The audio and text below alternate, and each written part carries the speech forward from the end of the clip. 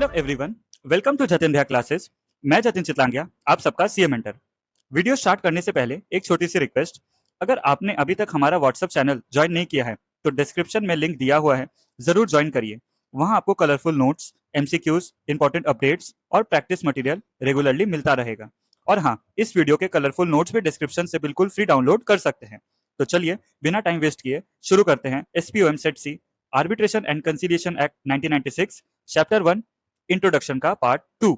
और इस वीडियो के साथ हमारा चैप्टर 1 कंप्लीट हो जाएगा।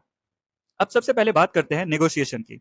दोस्तों, नेगोशिएशन एक नॉन बाइंडिंग प्रोसेस होता है जिसमें डिस्प्यूट में इन्वॉल्व पार्टीज आपस में डिस्कशन करके एक म्यूचुअली एक्सेप्टेबल सॉल्यूशन तक पहुंचने की कोशिश करती हैं। यहाँ जनरली किसी थर्ड पार्टी इंटरवेंशन की जरूरत नहीं होती। पार्टीज डायरेक्टली कम्युनिकेट करती हैं और अपने इश्यूज को सॉल्व करने का प्रयास करती हैं। अब देखते हैं नेगोशिएशन के कुछ इंपॉर्टेंट प्रिंसिपल्स। ये बहुत इंपॉर्टेंट है एमसीक्यू पॉइंट के लिए, ध्यान से सुनिएगा दोस्तों। सबसे पहला प्रिंसिपल है वॉलंटरी प्रोसेस। नेगोशिएशन पूरी तरह वॉलंटरी होती है। इसका मतलब है कि सभी पार्टीज अपनी मर्जी से इस प्रोसेस में पार्टिसिपेट करती है। किसी भी पार्टी को फोर्स नहीं किया जाता। दूसरा प्रिंसिपल है ऑनेस्ट कम्युनिकेशन। नेगोशिएशन के दौरान पार्टीज को ऑनेस्टली और सिंसियरली अपनी बात रखनी चाहिए।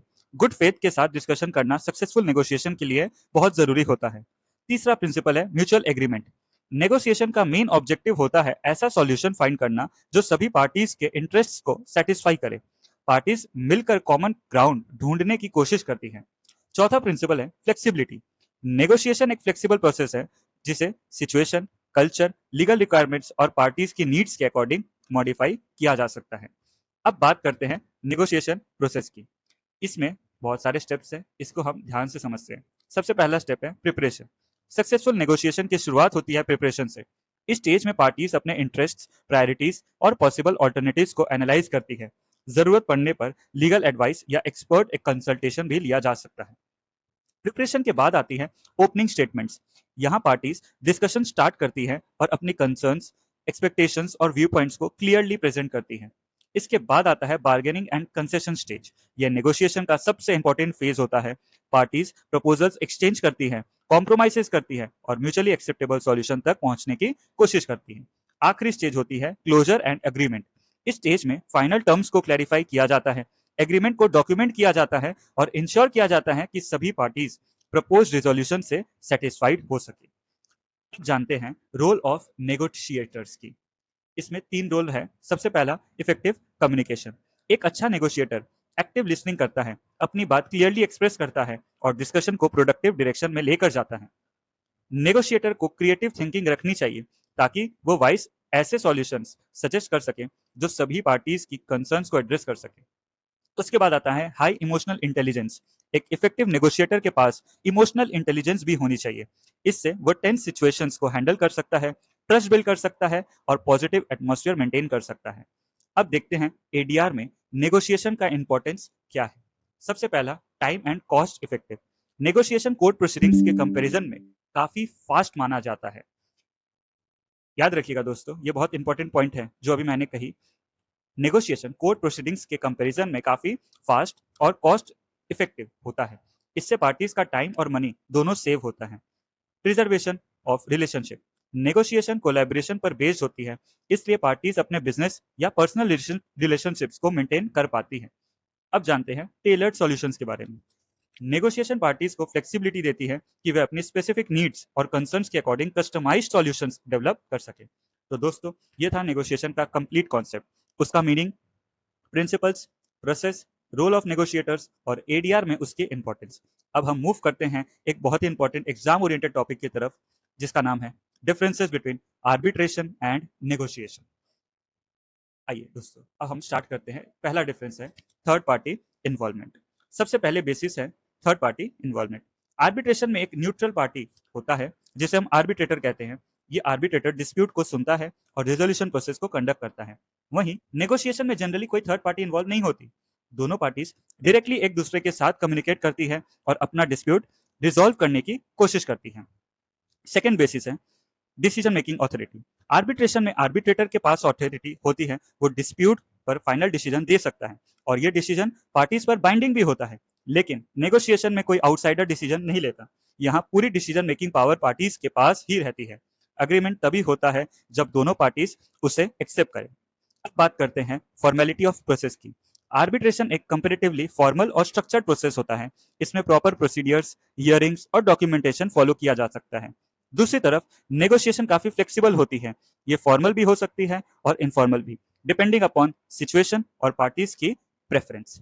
इसके बाद हम जानते हैं कॉन्फिडेंशियलिटी के बारे में।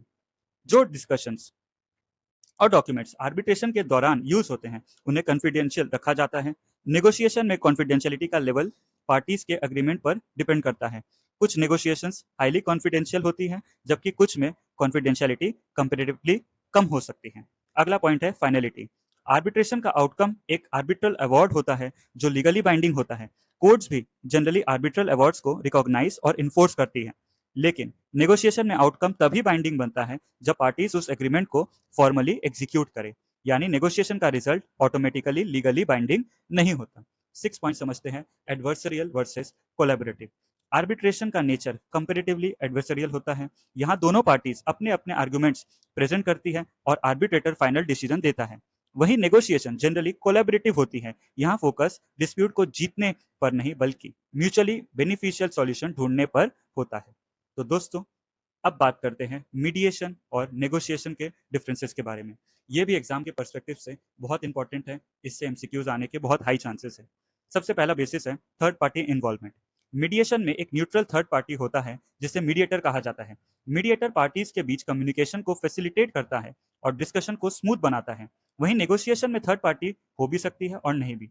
जनरली पार्टीज डायरेक्ट कम्युनिकेशन के थ्रू डिस्प्यूट रिजॉल्व करने की कोशिश करती हैं। मीडिएशन में मीडिएटर कोई डिसीजन इंपोज नहीं करता। मीडिएटर सिर्फ पार्टीज को म्यूचुअली एक्सेप्टेबल सोल्यूशन तक पहुंचाने में हेल्प करता है। लेकिन नेगोशिएशन में भी फाइनल डिसीजन पार्टीज ही लेती है और अपने इंटरेस्ट के अकॉर्डिंग एग्रीमेंट करती है। तीसरा बेसिस है कम्युनिकेशन स्टाइल। मीडिएशन में मीडिएटर एक्टिव लिसनिंग और कम्युनिकेशन टेक्निक्स को यूज करता है ताकि दोनों पार्टीज एक दूसरे के पर्सपेक्टिव को समझ सकें। नेगोशिएशन में कम्युनिकेशन स्टाइल कंप्लीटली पार्टीज पर डिपेंड करता है और पार्टीज अपनी स्ट्रेटेजी के अकॉर्डिंग कम्युनिकेट करती हैं। फोर्थ बेसिस बहुत इंपॉर्टेंट है, ये ध्यान से सुनिएगा। गोल। हम लोग जानने वाले हैं गोल के बारे में। तो मीडिएशन का प्राइमरी ऑब्जेक्टिव होता है एक म्यूचुअली एक्सेप्टेबल एग्रीमेंट तक पहुंचना। वहीं नेगोशिएशन में हर पार्टी अपने लिए बेस्ट पॉसिबल आउटकम अचीव करने की कोशिश करती है। फिफ्थ बेसिस है confidentiality. Generally mediation proceedings confidential होती है। नेगोशिएशन में कॉन्फिडेंशियलिटी पार्टीज के एग्रीमेंट और सर्कमस्टांसेस पर डिपेंड करती है। And the six point is formality. Mediation formal भी हो सकती है और इनफॉर्मल भी। नेगोशिएशन भी फॉर्मल या इनफॉर्मल दोनों ही हो सकती है, डिपेंडिंग अपॉन द सिचुएशन। इस तरीके से हमने अच्छी तरीके से समझ लिया difference between mediation and negotiation. अब हम बात करते हैं differences between conciliation and negotiation के बारे में। ये इंपॉर्टेंट है एग्जाम के लिए, ध्यान से सुनिएगा। सबसे पहला है थर्ड पार्टी इन्वॉल्वमेंट। कंसिलिएशन में एक न्यूट्रल थर्ड पार्टी होता है जिसे कंसिलिएटर कहते हैं। वहीं नेगोशिएशन में पार्टीज डायरेक्ट कम्युनिकेशन करती है और जनरली किसी फैसिलिटेटर की जरूरत नहीं होती। Second basis, that is role of the third party. Conciliator actively dispute resolution process में पार्टिसिपेट करता है और सॉल्यूशन सजेस्ट भी कर सकता है। लेकिन नेगोशिएशन में अगर थर्ड पार्टी हो भी तो फाइनल कंट्रोल पार्टीज के पास ही रहता है। And the third basis is decision authority. Conciliator के पास डिसीजन मेकिंग ऑथोरिटी नहीं होती, वह सिर्फ सजेशंस और रिकमेंडेशंस देता है। नेगोशिएशन में भी डिसीजन मेकिंग ऑथोरिटी पार्टीज के पास ही रहती है। अब एक बार पूरे एडीआर कॉन्सेप्ट्स को एक साथ रिवाइज कर लेते हैं तो आपको बहुत अच्छे से समझ आ जाएगा कि हमने अब तक इस चैप्टर में क्या क्या पढ़ा। सबसे पहले आर्बिट्रेशन। आर्बिट्रेशन में एक natural third party, neutral third party यानी आर्बिट्रेटर इन्वॉल्व होता है। आर्बिट्रेटर के पास ऑथोरिटी होती है कि वो फाइनल एंड बाइंडिंग डिसीजन दे सके। यह प्रोसेस कंपैरेटिवली फॉर्मल और स्ट्रक्चर्ड माना जाता है। कंसिलिएशन में भी न्यूट्रल थर्ड पार्टी यानी कंसिलेटर होता है, लेकिन कंसिलिएटर डिसीजन नहीं देता, वो पार्टीज को सॉल्यूशन सजेस्ट करता है और सेटलमेंट तक पहुंचने में हेल्प करता है।